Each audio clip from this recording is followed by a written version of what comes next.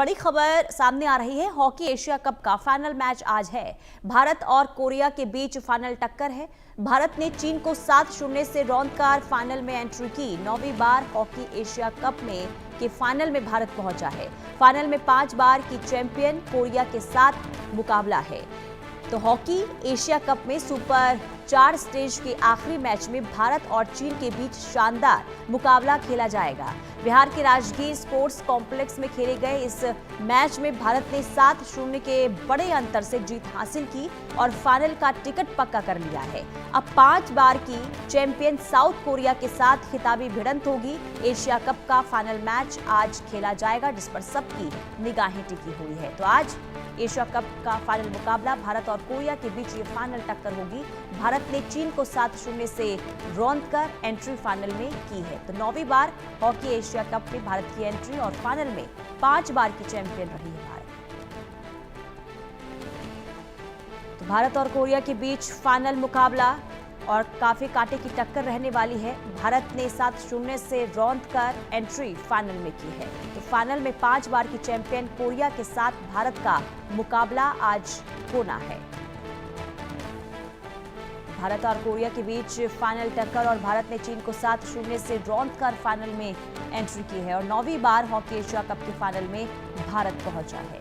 Manoj Joshi sports editor हमारे साथ जुड़ चुके हैं। मनोज, आज का दिन काफी अहम है हॉकी प्रेमियों के लिए, क्योंकि फाइनल में एंट्री हुई है भारत की। भारतीय टीम फाइनल में पहुंची है और सबसे बड़ी बात है कि अगर भारत ये खिताब जीत जाता है तो वर्ल्ड कप हॉकी, जो कि नीदरलैंड और बेल्जियम में जो संयुक्त रूप से इसका आयोजन होना है, उसके लिए हम क्वालिफाई कर जाएंगे। तो चीन के साथ जो मुकाबला था बिल्कुल एक तरफा रहा, क्योंकि लीग मैच में जिस तरह से हम लोग बहुत स्ट्रगल किया, एक गोल का अंतर था दोनों टीमों के बीच में। लेकिन यहाँ जिस तरह से भारत अपना आखिरी सुपर 4 का आखिरी मुकाबला खेला है, इससे पहले मलेशिया के खिलाफ भी भारत ने बहुत उम्दा प्रदर्शन किया था। तो दोनों मुकाबलों को अगर देखें तो भारतीय टीम उसी लय में दिखाई दे रही है जैसे कि टोक्यो और पेरिस में भारत ने ओलंपिक मेडल जीता था। उस लय को भारत ने हासिल कर लिया है। हमें ये नहीं भूलना चाहिए, क्योंकि भारतीय टीम ये वही टीम है जिसे काफी स्ट्रगल करनी पड़ी थी पिछले कुछ दिनों में। अगर आप प्रो हॉकी लीग का आयोजन देखें, वहां पर हम लगातार 7 मैच हारे थे और 1 मैच जीत पाए थे और 9 टीमों में हम 8वें स्थान पर रहे थे। लेकिन हमारी रैंकिंग भी जो है तीसरे से 8वें स्थान पर लुढ़क गई थी। लेकिन उसके बाद हरमनप्रीत सिंह की जो अगुवाई में टीम ने कमबैक किया है, वापसी की है, वो काबिले तारीफ है और इससे आप भविष्य के लिए उम्मीदें जता सकते हैं। और रही बात कोरिया की, तो कोरिया एक ऐसी टीम है जिसे हम हरा नहीं पाए थे। वही एकमात्र ऐसी टीम है जिसे इस टूर्नामेंट में सुपर 4 के पहले मुकाबले में दोनों टीमों का जो स्कोर था वो बराबर रहा था, 2-2 से बराबरी पर रहा था। अब वही टीम हमारे सामने है। कोरिया हालांकि बाकी टीमों के खिलाफ उतना अच्छा नहीं खेलता, लेकिन जब भारतीय टीम उसके सामने आती है तो उसका परफॉर्मेंस में काफी सुधार देखने को मिलता है। काफी अच्छा खेलती है वो टीम।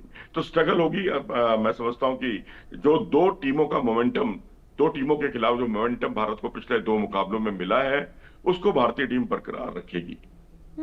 बिल्कुल। और मनोज जोशी जी, देखिए, कोरिया 5 बार की चैंपियन रही है और ऐसे में भारत के साथ मुकाबला, और जैसा आपने कहा कि अभी तक भारत और कोरिया के बीच जितने भी मुकाबले हुए भारत जीत नहीं पाया है, तो क्या इस बार का मैच माना जाए कि इतना आसान भारत के लिए रहने वाला है, भारतीय टीम के लिए?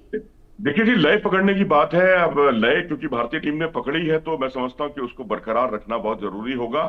कोरिया को पहले हम हराते रहे हैं, लेकिन इस टूर्नामेंट में खासकर जो एक मैच दोनों के बीच में हुआ है, सुपर 4 का पहला मुकाबला, वो 2-2 से बराबरी पर रहा था। और उसमें तो एक तरह से ये कहना ठीक होगा कि हम हारते हारते बचे, क्योंकि 53वें मिनट में जो भारत ने गोल किया उससे हम बराबरी सूचक गोल करने में कामयाब रहे थे।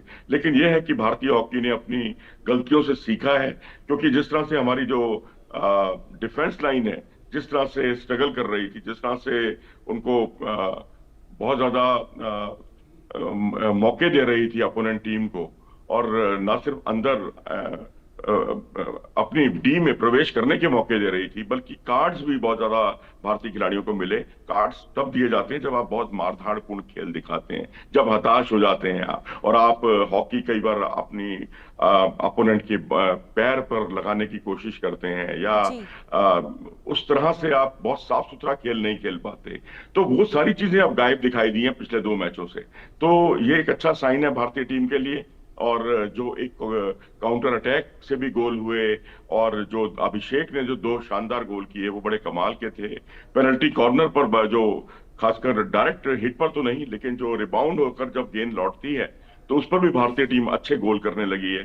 तो मुझे लगता है कोरिया का जो तेज तर्रार अटैक है उसको इसी तरीके से आप नियंत्रित कर सकते हैं, जैसा कि आपने पिछले 2 मैचों में मलेशिया और चीन के खिलाफ किया, और उससे पहले कजाकिस्तान को जो भारत ने 15-0 से हराया है। एक अच्छी आपकी जिसे कहते हैं संगठित और सुनियोजित आपके हमले ठीक है। देखने को मिले, वो अपने आप में काबिले तारीफ है। और वो आपके अगर यहाँ पर दिखाई देते हैं तो मेरा विश्वास है कि आपको खिताब जीतने से कोई नहीं रोक पाएगा।